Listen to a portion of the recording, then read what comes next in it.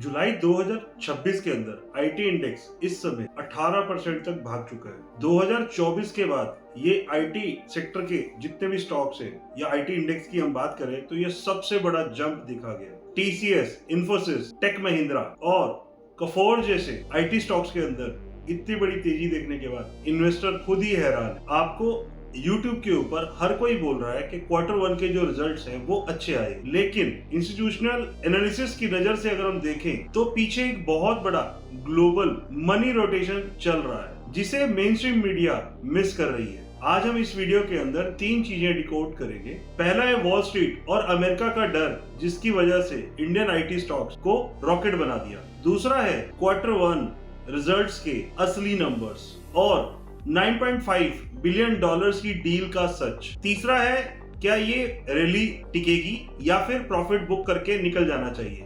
Let's drive इन। चलिए हम बात करते हैं सबसे पहले उस रीजंस की जो 90% लोग नहीं बता पा रहे हैं। जुलाई के 2 हफ्तों में ही वॉल स्ट्रीट के ऊपर चिप मेकर और एआई जायंट्स जैसे एनवीडिया, सैमसंग, एसके हाइनिक्स इनमें ब्रूटल सेल ऑफ आया है। ग्लोबल इन्वेस्टर को ये लग रहा है बिग टेक एआई पर ट्रिलियंस ऑफ डॉलर खर्च तो हो रहा है लेकिन उतना इमीडिएटली रेवेन्यू नहीं आ रहा है। पिछले 1 साल से इंडियन आईटी को क्रिटिसाइज किया गया कि इंडिया के पास एनवीडिया जैसी इंफ्रास्ट्रक्चर नहीं है, लेकिन जुलाई के अंदर ये वीकनेस हमारी स्ट्रेंथ बन गया। जब यूएस के अंदर एआई स्टॉक्स गिरे तो एफआईआईज ने अपना पैसा सेफ और डिफेंसिव और हेवीली डिस्काउंटेड स्टॉक्स के अंदर अपना पैसा डालना शुरू कर दिया और उन्हें मिला इंडियन आईटी सेक्टर जो कि 2026 के शुरुआत से ही 22% के नीचे चल रहा था और एक्सट्रीमली चीपेस्ट वैल्यूएशन पर अवेलेबल था। अब हम बात करते हैं फंडामेंटल्स पर। क्या सच में कंपनी ने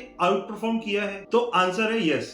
अर्निंग्स ने उम्मीदों को ही क्रैश कर दिया। टीसीएस ने क्वार्टर वन के अंदर 13.9% रेवेन्यू ग्रोथ दिखाई, लेकिन असली ट्रिगर था 9.5 बिलियन डॉलर्स का टोटल कॉन्ट्रैक्ट वैल्यू और इस ऑर्डर बुक ने पूरे आईटी सेक्टर का जो सेंटीमेंट है वो बदल दिया। टेक महिंद्रा ने 28% का प्रॉफिट जंप दिखाया। कोफोर्ज और एम्फेसिस जैसे mid cap stocks better than expectation operating margin report किए। पिछले 2 साल से यूएस ने आईटी बजट्स को फ्रीज किया हुआ था। अब वो डिस्क्रिशनरी स्पेंडिंग धीरे धीरे अनलॉक हो रही है। अब आते हैं सबसे मेन पॉइंट पे, क्या ये तेजी टिकेगी या फिर वैल्यू ट्रैप है? टेक्निकल देखें तो आईटी सेक्टर अपने 52 वीक लो से 18% की रिकवरी कर चुका है और आरएसआई भी ओवरबॉट जोन में। ऐसे 18% वर्टिकल रैली के बाद 1 से 3% की प्रॉफिट बुकिंग आ सकती है या कंसोलिडेशन। ये आने वाले समय के लिए हेल्दी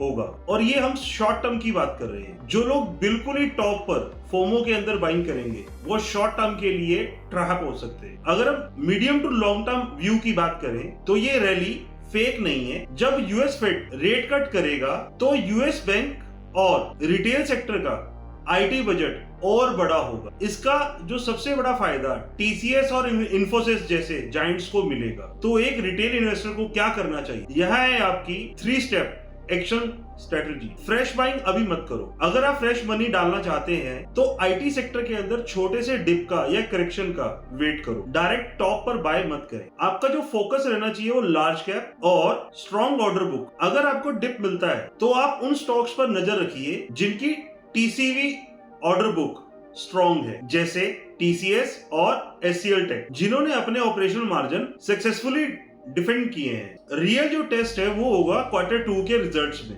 अगर ये 9.5 बिलियन डॉलर्स के ऑर्डर्स रेवेन्यू में कन्वर्ट होते हैं तो आईटी सेक्टर 2026-2027 का सबसे बड़ा आउट परफॉर्मर बन सकता है। तो आपको क्या लगता है, क्या आपके पोर्टफोलियो में आईटी स्टॉक्स हैं? मुझे कमेंट करके आप जरूर बताइए। अगर आपको इस वीडियो के अंदर कुछ वैल्यू मिला हो तो इसे लाइक और सब्सक्राइब जरूर कीजिएगा। मिलते हैं अगले वीडियो में।